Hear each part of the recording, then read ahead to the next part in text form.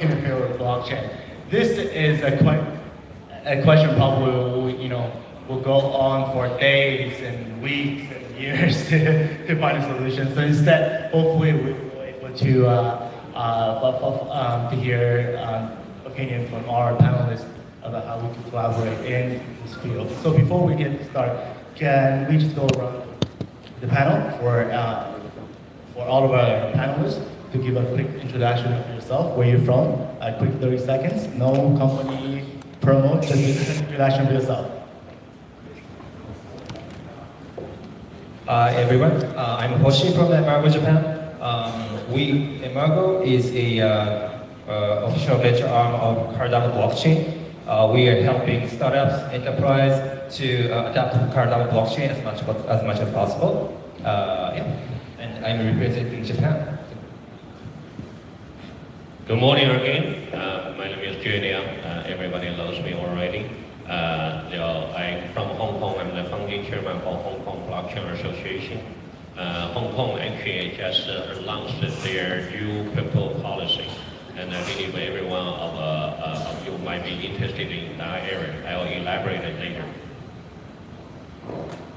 Good morning, everyone. My name is Bruno, and this is the CEO of BRP, which is the investor and accelerator from Korea, and the co-founder of Fobergate, which is an exchange launched from this July. And I'm focusing on the accelerator for the blockchain and also the business part, integration with the blockchain business together. And welcome to Korea. Thank you.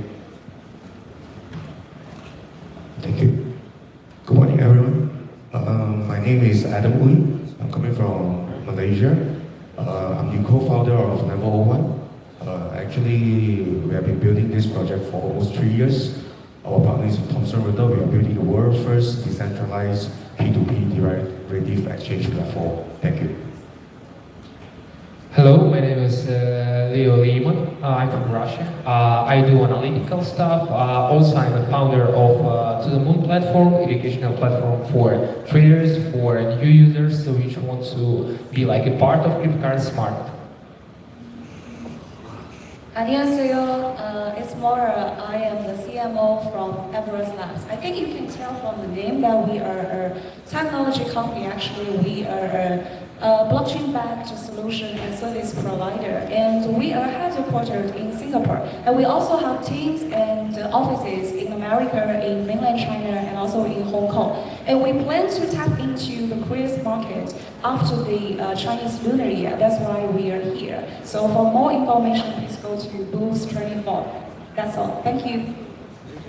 Thank you. This is quite a diverse panel. So we have Japan, to summarize Japan, Hong Kong, Korea, Malaysia, Russia, and China.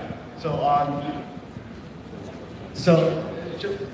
I'd like to go through the panel again just for everyone to quickly discuss in the field of blockchain, based on where you're from. What do you think? What is the advantage, disadvantage of your country in this blockchain industry? Okay. It's difficult to summarize in short sentences. But in Japan, obviously, the advantage of Japan is like we have rules and regulations for cryptocurrencies already. Actually, the first cryptocurrency law was established in 2017 in April, and now it's completely legal to trade crypto in Japan. But on the other hand, the issue is that regulation is quite strict. So if you want to trade cryptocurrencies, you can only trade like 10 to 15 cryptocurrencies in Japan, because all the cryptocurrencies traded in Japan has to be whitelisted first, and there will be a vigorous review before it gets listed. So this is a very quick intro of advantages and disadvantages of Japan. Well, Hong Kong has been always the international financial center in the Asia Pacific area. And Hong Kong is also aiming to become the leader of digital economy in Asia Pacific as well. possibly also in the world. Hong Kong has, I would say, 4 advantages. Number one is the policy. Hong Kong government has always been a small government. So many of the entrepreneurs can do whatever they want as long as they do not violate the existing law. Even the laws are also changing to cater for the entrepreneurship as well. Everybody knows that Hong Kong just announced the security token trading platform application terms and conditions there. And the Hong Kong government welcome exchange operators to build up their exchange in Hong Kong. And that's the very good policy. I would say one of the most liberal policy worldwide to welcome the exchange operators there. And on the other side, if you are operating an exchange without a securities token, you can also operate in Hong Kong. You see a lot of fiat to crypto exchanges headquartered in Hong Kong without any problem. The government basically allows the cryptocurrency operators to do fiat to token or token to token exchange in Hong Kong, as long as you are not listing the securities token on your exchange. So either way, if you have a securities token listing, you go for SFS application for virtual asset trading platform permission. Or you don't have securities token listing, you just simply do whatever you want. And it's an open field for Hong Kong. Number two is the macro policy background behind Hong Kong. So far, everybody knows that Hong Kong has been always a free port, not only in financial sector, but also in trade, in people flow and talent exchange, many other things there. And Hong Kong has been regulated as one of the leading cities in the Great Bay Area by Beijing government. Beijing has put a lot of attention in development of the Great Bay Area. And Hong Kong is the only international window for the Great Bay Area. So if you want to get into Great Bay Area, you have to go through Hong Kong. The macro policy background is very good. And number three is the talent, the immigration policy of Hong Kong.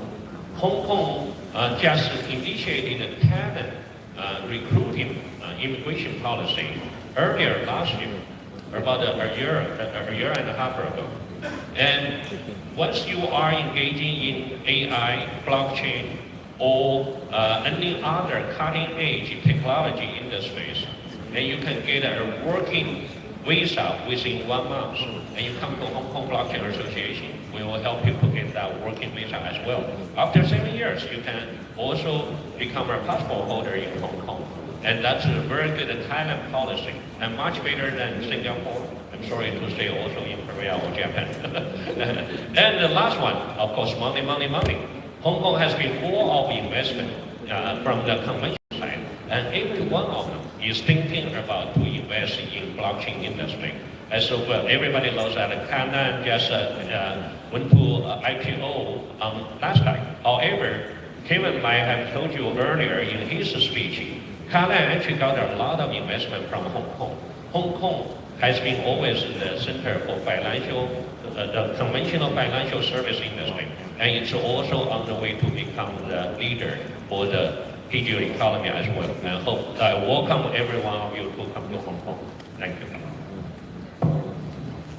Yeah, as I'm the business guy working in blockchain industry, so I cannot say I'm representing Korean industry at all. But I just want to explain how I've been through in this market for 3 years. I can say that the Korean market is very aggressive from 2016 and 2017, which we had like 40% of the premium for the price of the Bitcoin or Ethereum. So it was quite strange for me. But in fact, the Korean market is starting from the business side, and it was quite like disorganized before. But these days, I feel like it's more. We are now in the process for getting the license and regulation things. So at the time, like 2017 and 18, around the people, like usually like office worker in their 20s, 30s and around my age. And I guess that around 70-80% of the people have known what is the Bitcoin and what is the blockchain. So I mean that people from Korea, they have the basic understanding of how the blockchain can be served in the future with their the app. So I think that now we are on the process for that. And I guess that now the Congress here are running for the regulation things, and we expect that next Q1 there will be the regulation for the maybe exchange first and the foundation of the token issuing companies. So that's what I've been through this year. So I guess that the Korean market is gonna be more like solid rather than like last year.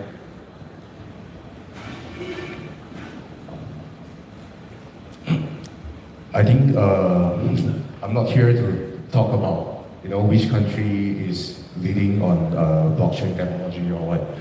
But looking back on since 2009, blockchain to me is not a purely technology, because if you understand the whole entire process, it's actually most of the technology is already existed, and the guy called Nakamoto Satoshi actually is consolidating most of the existing technology to make it a new methodology to become a decentralized. And the first application is actually going to currency base, yeah. But personally, I feel that a lot of people like talking about the advantage and the good things that blockchain or decentralizations can bring. But before we go on that perspective, actually we have to look into our human history. Why, when we look into economy, when we look into financial, you look into currency, I think still a lot of people, they don't understand the difference between currency and money. Because currency actually don't back by anything. But in our human history, money actually backed by gold, yeah? So when you talk about fiat currency, actually they back by nothing. So that's why you can see throughout the whole decades, our fiat currency actually going inflation, the devaluations, So decentralizations actually is a new method that what I think that giving the whole entire planet, our human being, a new way of trading, a new way of producing the concept of money, the concept of currency. And what we do actually in level 1, we actually find that blockchain actually got a lot of limitation. Example like the speed problem. Example like you only can do one transaction to one transaction, yeah? So you couldn't co-join the account. So if you want to apply this into example like corporate account, joint account, is impossible, because one private key is actually held by one person, yeah? So there's a lot of limitations. So I think most of the people that in this industry should look into how to evolve and get this thing even more better. So every technology that came to our society, personally I feel that normally it takes about 15 years to evolve, to accept by the society itself. Since like we have internet revolution since 70s, early 70s, and the actual time that accept by the market is about early 90s. Then when we have big data, about close to 80s. Then actually when you see 2000, there's a lot of companies like Facebook, Alibaba all came out, right? So you need to have the period of maturity. You need to have the period of try and error. So I think blockchain today is only like about 10 years. It's still very young. So what we do now is actually like at level 1, we try to fully utilize the concept of decentralization. So right now you can see before level 1 introduced to the market, most of the blockchain company, even you want to trade a coin, you still have to go back to the exchange. And when you go back to the exchange, actually it's a centralized concept, right? You have to put your asset on the exchange. If anything happens to the exchange, and mostly your asset gone. So the security problem has to be solved. So what we do now is we invented a new technology in blockchain. So our new coin are able to trade in our platform without you putting any single asset on our platform. We don't hold any customer's asset. So it's all done by the blockchain itself, it's all done by the smart contract itself, and we put the new technology into the coin itself, become a smart coin. So the coin itself will determine your pre-authorizations setup, then it will just go by whatever it is. So I think there's more room to improve in this industry instead of just looking at the current situations. Yeah, thanks. Thanks, Adam. Okay, so we Russians, we like journeys and adventures, and the cryptocurrency market is very interesting. It's like islands of treasure of pirates. And so when Russians see something new and interesting on financial market, they go there. And I think that our country has everything that you can imagine. I mean, in this field, it's like miners, exchangers, ICOs, and different tokens, and so on. I was started in 2013, like theoretical, and in 2017 I started practice. And what I saw on this market, that it is really hard for someone new to become a part of this movement, because when we say decentralization, when we say crypto and so on, it is really hard for understanding. And the goal of the speakers, of leaders, to make right information and short information about this market, how to use crypto wallets, how to use cryptocurrencies, and how many people here in this use crypto in market or in shops. Do you use crypto in restaurants? Do you? Or just fiat money? Okay, so I have in my pocket the card, physical one, and every day I try to use my crypto as like payment system.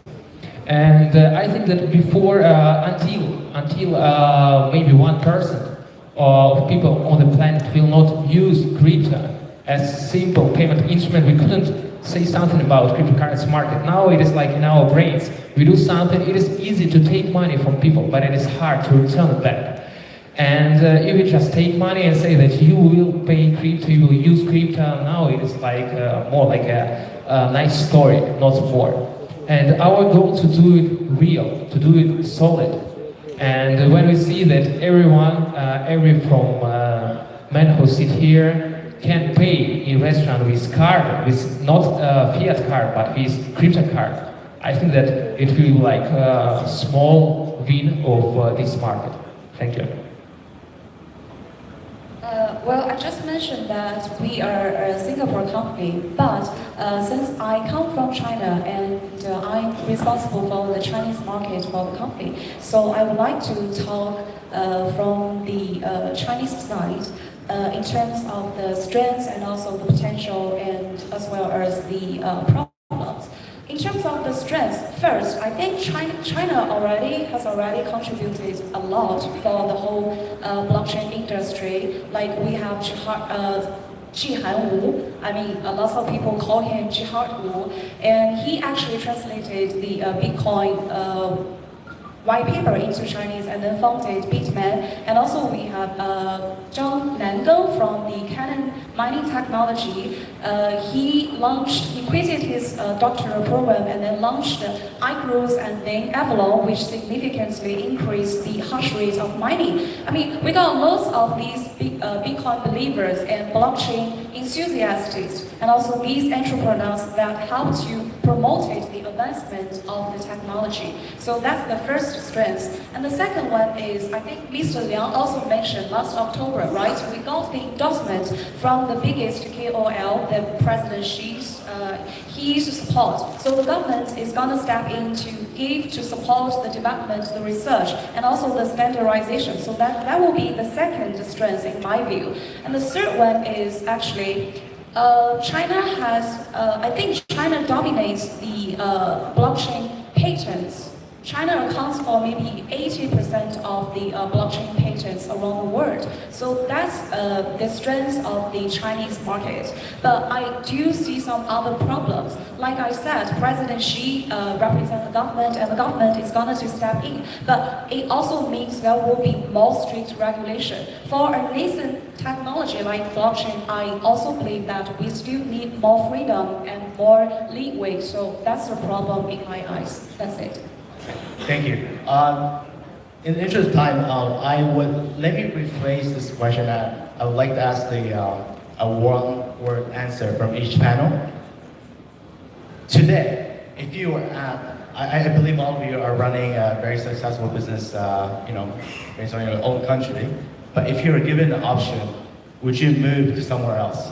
If so, which country? Let me just go from the other side. Let's say, Betty from Russia. Sorry, could you please repeat that question? Yes. So today, if you're given the option, which country would you choose to operate your business? China, because we are from Singapore.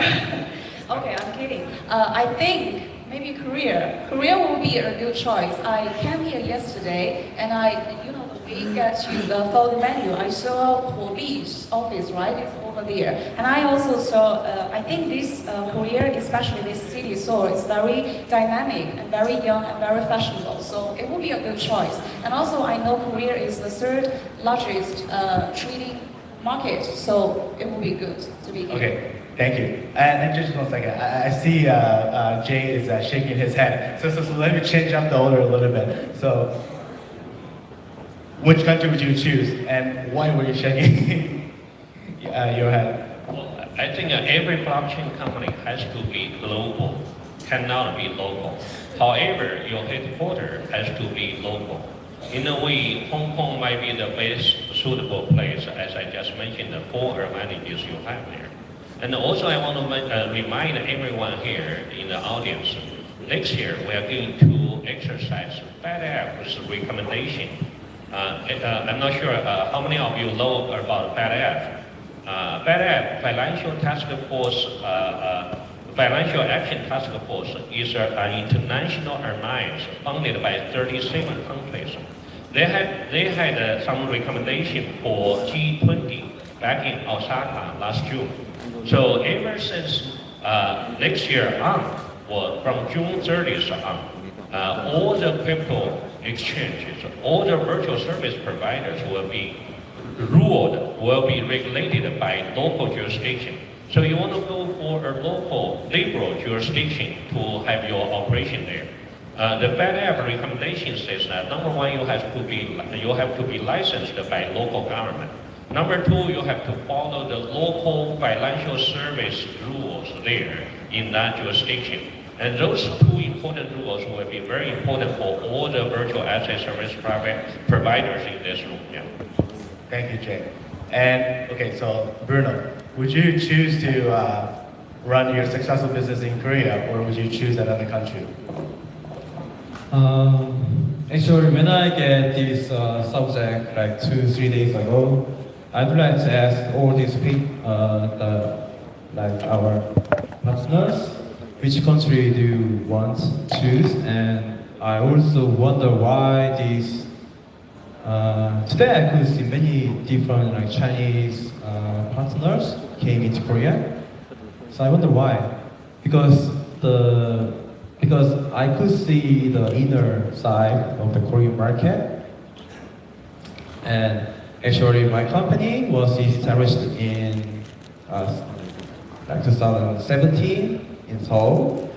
And I tried to move our company to other countries for like strategically the western part and eastern part. For the eastern could be like Singapore or Hong Kong because of there's a low barrier for foreigners doing the business there, and also for getting the like donation for the Eastern Europe, I would choose Malta. So I think when I consider this, it's quite complex. I mean, not only for the blockchain, but it's also for the business running, and there can be some political issues in each country. So it's really hard to choose. So I didn't move. So my company is still in Korea, but I always consider how the situation is going around, and so that's why I said the regulation is quite important for me for doing my business here. So if that does not happen next year, maybe I would consider again move my company to maybe Hong Kong recently or Singapore. That's what I guess. And but still, but I think the running blockchain business is quite global, so it should be not like just like anchored in one country. That's very important for me. Thank you. And I guess the business environment and the technology is like separate in aspects. So keep that in mind. For I guess Adam, would you? Let's go to Adam. So yes. Okay. Regards to your questions, if you ask me personally, I would not go anywhere because it shouldn't be have any country. For me, even today, level 01s, we work worldwide. Yeah. Our company, if you ask me, my company is inside the cloud, everywhere. Yeah. Because it's a decentralized thing. Why should we focus on a position or a location?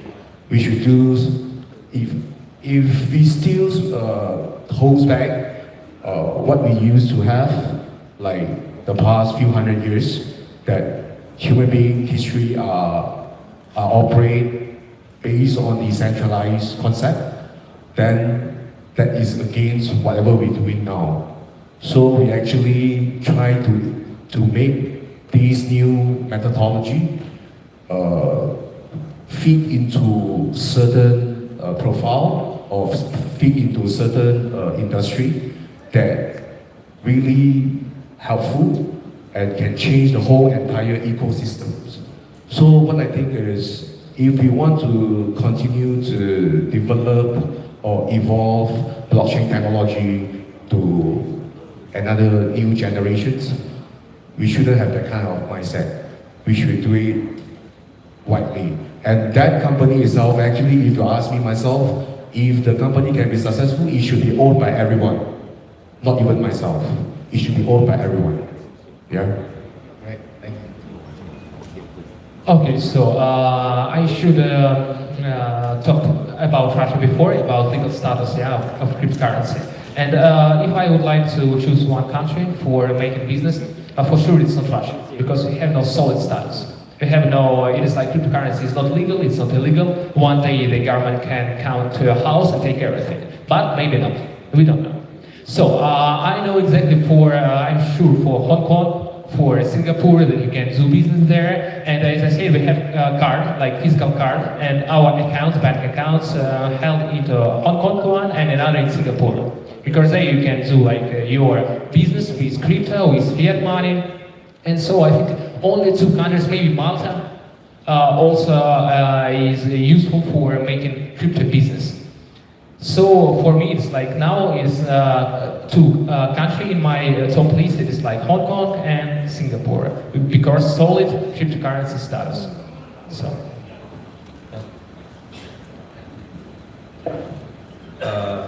So it's difficult to be like last one to answer this question because we already people talk about right answers. So, but if I choose to run a company for like crypto exchange or financial products or services, I would choose Singapore or Hong Kong because these countries are like de facto standard for financial system.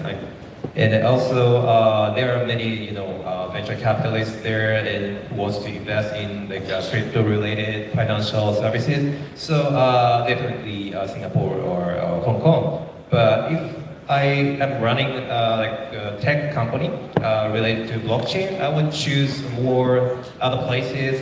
There are many like a good source of engineers for blockchain engineers because it's a scarce resource right now. And probably we have the most, in terms of numbers, we have the most blockchain engineers in Vietnam, I think. So Vietnam would be one choice. And also in former Soviet Union's countries like Belarus and Ukraine, they are starting to build, training more of blockchain engineers right now. So in the future, those countries will be main source of providing like blockchain engineers. So if I'm running a blockchain tech companies, these locations would be one of my choices. And also, Adam mentioned because blockchain is decentralized, why do we have to have a centralized office? That's good point. In terms of creating and developing blockchain protocol, it's quite standard for developers to work remotely. But I think if we want to create enterprise solutions, enterprise softwares, I think we need to have a centralized office to be more efficient. So it's still, even in blockchain industry, I think it's in some industries we need to have a centralized office in those locations where there are many good blockchain engineers. Thank you very much. We're running short on time, so I'd like to discuss about the talent and the technology among the industry. I believe all of us are finding difficulties, identifying the talent, especially on the technology side. So, in your company, how many of your, let's say, engineers are from overseas? How many versus how many are locally hired? I just want to give a feeling about what each company from each region. And excuse me, can you add to these answers how many people in your company use cryptocurrency like for salary? For additional question, for this question, how many people in company use cryptocurrency like a salary, for example? Because it's cryptocurrency in business. That's okay, you can do that.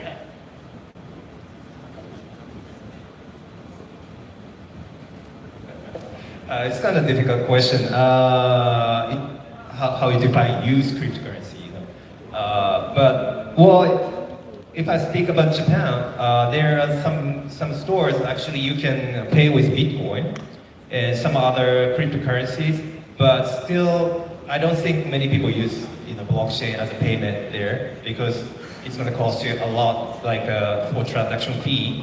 And obviously, those payment gateway players take certain fees, like 2-3% for any purchases. So not so many people are really using, but the infrastructure is there.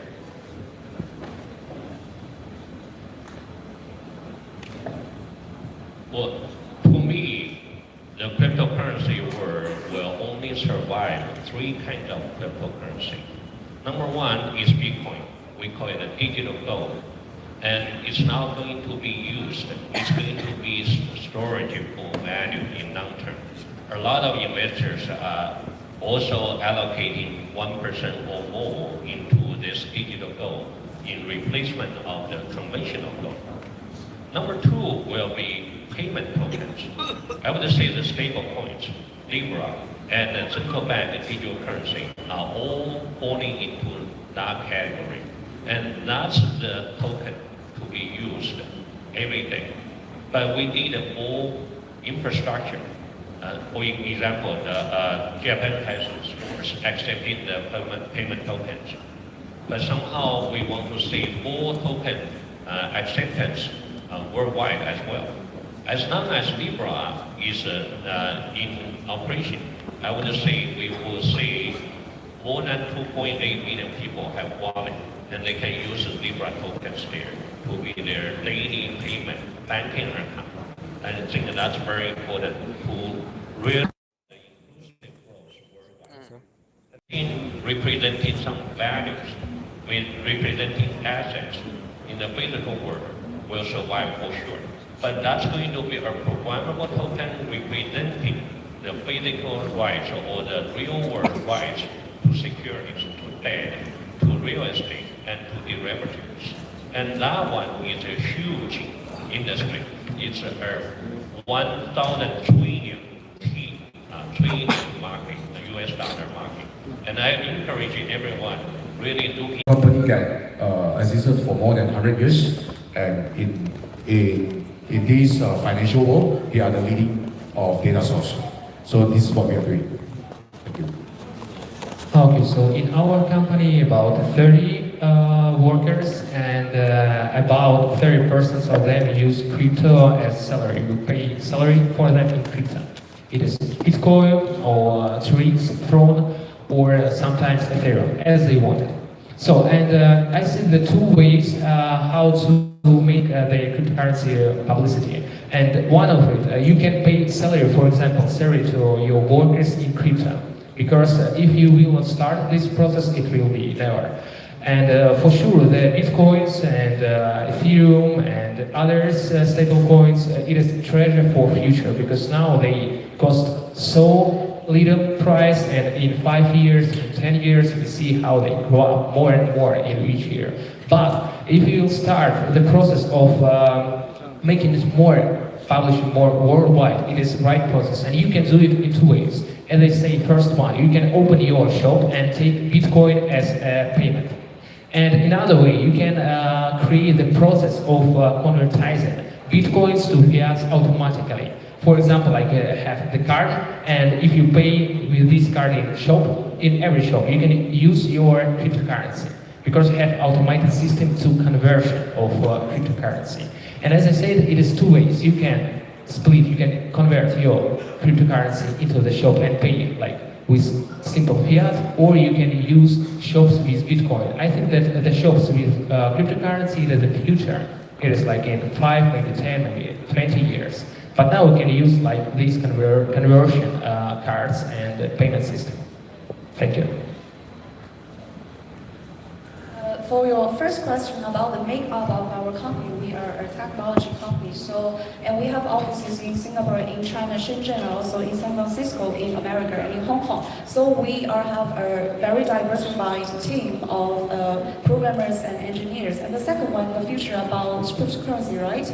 Well, as I see, like 6 billion of the world's population, that is 84% of the world's population living in the emerging markets.